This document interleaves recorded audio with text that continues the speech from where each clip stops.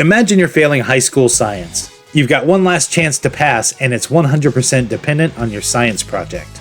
Now, most people in that situation might crack open a textbook or maybe throw together a baking soda volcano. But not Michael Harlan. Michael, played by John Stockwell, decides the best possible move is to break into a military junkyard, find a mysterious glowing device, and just take it. No questions, no research, no hesitation, just, yeah, this is my science project now. That's not confidence, that's academic fraud. And it's also the premise of My Science Project, a 1985 sci-fi teen comedy directed by Jonathan Bitwell. Unfortunately for this movie, 1985 is also the year Real Genius, Back to the Future, and Weird Science came out, which means this thing walked into theaters already fighting an uphill battle. It's like showing up to a science fair with a half-finished poster board while the kid next to you has a functioning nuclear reactor. So Michael brings this glowing, humming, definitely not his device to school, presumably with no plan beyond, hope nobody asks questions. And to the movie's credit, almost nobody does. There's a shocking lack of follow-up from anyone in authority. No one says, hey Michael, can you explain how your project is bending light and making that noise? Everyone just accepts it, which is somehow the most unrealistic part of a film that includes time warps and dinosaurs. Of course, the second this thing powers up, reality starts to collapse. Not gradually, immediately. Time periods start bleeding into each other, and suddenly the school is hosting colonial Minutemen, Vietnam War soldiers, mutant bikers, and eventually a Tyrannosaurus. Because if you're gonna break time, you might as well do it all the way. And somehow, all of this chaos is localized almost entirely inside a high school, because I guess the sets were cheap?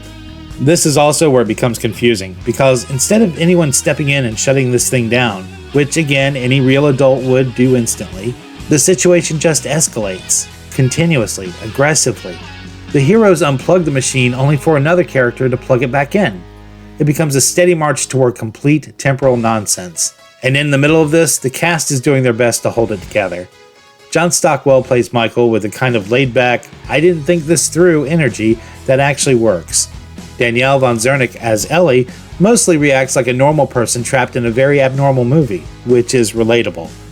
And Fisher Stevens commits to another stereotype. But then you've got Dennis Hopper as the science teacher, who is apparently not in the same movie as everyone else. While everyone else is doing a teen comedy, Hopper is out there acting like he's unlocking the secrets of the universe in real time. He sees this device tearing holes in reality, and instead of saying, turn that off immediately, he leans in like, yeah, this is important. It's like he decided the movie was secretly about cosmic truth and no one told the rest of the cast. And it's probably the most entertaining part of the whole thing. To be fair, the movie does have some ambition. The effects, while very 80s, are actually pretty fun. There's a lot of practical work, a lot of lighting effects, and a genuine attempt to make this escalating chaos feel big. It doesn't always land, but you can see the effort. This isn't a lazy movie, it's just a movie that keeps making increasingly questionable decisions with total confidence, which unfortunately didn't translate to success. When My Science Project hit theaters, it didn't just underperform, it basically vanished. It pulled in only a few million against a much larger budget, and critics at the time weren't exactly lining up to defend it. Most of the reviews pointed out the same issues. The plot is messy, the tone is all over the place, and the movie never quite figures out what it wants to be. Is it a comedy? Is it a sci-fi adventure? A cautionary tale about stealing government property? The answers all seem to be yes, but not in a way that fully works. And that's probably why it didn't stick. It came out in a stacked year, it didn't have a clear identity, and it landed right in that awkward middle zone. Not good enough to become a classic, but not bad enough to become a cult legend. Just kind of lost. But here's the thing, it's still fun. There's something undeniably entertaining about a movie that commits this hard to chaos. By the time the final act rolls around and everything is collapsing into full-on time warp madness, you're either completely checked out or you're all in.